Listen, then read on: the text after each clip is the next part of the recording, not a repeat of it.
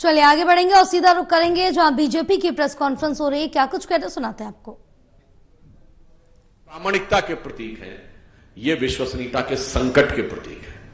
हमारा यह सिद्धांत है, जो कहा वो किया। इनका सिद्धांत है, जो कहा ठीक उसका उल्टा किया। और अब तो इनकी हालत वो हो गई है कि मुझे लगता है गुनाह करते करते करते करते भ्रष्टाचार करते करते 2-3 पीढ़ियों से इन पार्टियों की स्थिति ये हो गई है कि लज्जत कभी थी, अब तो मुसीबत सी हो गई। मुझको गुनाह करने की आदत सी हो गई। अब आदत से मजबूर होकर वह इस प्रकार के कार्य कर रहे हैं। इसमें एक और मैं कहना चाहता हूं बात। वास्तविकता में जिस रैली को इन्होंने लोकतंत्र बचाओ रैली कहा है, वास्तविकता में वो परिवार बचाओ और भ्रष्टाचार छुपाओ रैली है।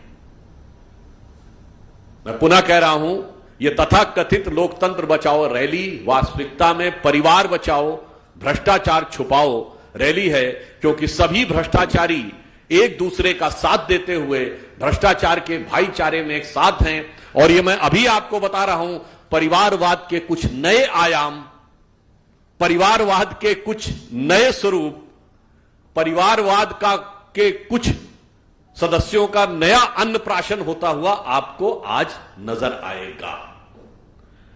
दूसरी तरफ, इसलिए मैं सिर्फ एक लाइन में कहना चाहूंगा, ये लोकतंत्र और मोदी विरोध तो सिर्फ बहाना है। वास्तविकता में अपने अपने भ्रष्टाचार और गुनाहों को बचाना है। और आपस में चाहे जितनी भी लड़ाई हो, पर भ्रष्टाचार को छुपाने के लिए एक दूसरे के साथ पूरी तरीके से दिल मिलाई है।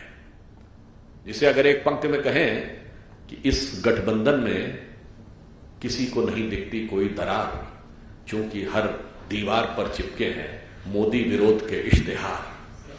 और इस सिरे से उस सिरे तक, ये पंक्ति को मैं थोड़ा परिवर्तित करके कह रहा हूं, इस सिरे से उस सिरे तक सब शरीके जुर्म हैं। कोई तो जमानत पर रिहा है और कोई है फरार। दूसरी तरफ, इसी राष्ट्रीय राजधानी से थोड़ी दूरी के ऊपर मेरठ में प्रधानमंत्री श्री नरेंद्र मोदी जी की आज रैली होने जा रही है।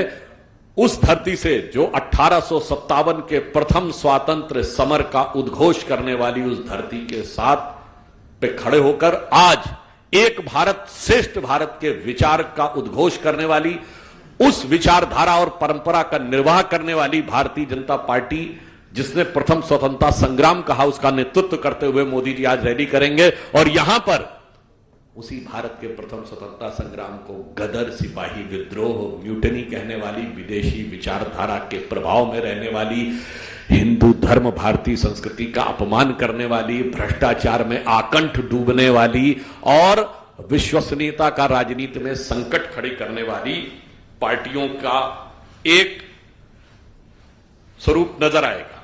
एक तरफ वो दल हैं जिनके लिए सिर्फ और सिर्फ अपना परिवार है, और एक तरफ मोदी जी के नेतृत्व में हम हैं, जिसके लिए 140 करोड़ देशवासियों का परिवार है। और वैसे हमारे धर्मशास्त्रों में कहा गया है, व्यसन की मित्रता बहुत अच्छी होती है, बहुत प्रबल होती है। दुर्गुण की मित्रता मतलब कोई खराब, जैसे जुआरी, शराबी बहुत अच्छे मित्र होते हैं आपस में, तो वैसे ही यहां व्यसन की मित्रता का, व्यसन के भाईचारे का बहुत सुंदर स्वरूप आपको देखने को मिलेगा। और इसलिए मैं अंत में सिर्फ यह कहना चाहूंगा कि आज देश की जनता के सामने एक फूड फॉर थॉट भी है कि एक तरफ नई राजनीति और प्रयोगधर्मी राजनीति का वक्त अब नहीं है। भारत जिस मुकाम की तरफ आगे बढ़ा है, उसमें जांचे परखे खरे, तपे तपाए और आजमाए हुए नेतृत्व का में आगे बढ़ने का वक्त है। और जिस प्रकार का छल इसी रामलीला मैदान पे इस देश की जनता के साथ हुआ था कि नई राजनीति, भ्रष्टाचार के विरुद्ध संघर्ष, जिसमें कभी अन्ना हजारे थे, किरण बेदी थी, कुमार विश्वास थे और अन्य लोग थे, जन लोकपाल था जहां शपथ ली गई थी, भ्रष्टाचार तो छोड़िए, सबका स्टिंग कर लेना। आज तो जाके उनके स्टिंग में जाके बैठ गए। जो कहते थे सब मिले हुए हैं जी, सबके साथ मिलके जाके बैठ गए। तो मुझे लगता है कि एक तरफ वो था और आज जिस प्रकार के महारथियों के साथ आकर खड़े हैं, तो मुझे लगता है कि शायद उनके लिए वो पुराने गीत की एक पंक्ति कही जा सकती है कि रहते थे कभी जिनके दिल में ये जान से भी प्यारों की तरह, बैठे हैं उन्हीं के कूचे में पर आज गुनहगारों की तरह। तो इन गुनहगारों को देश की जनता समुचित, उपयुक्त और प्रभावी प्रत्युत्तर देगी।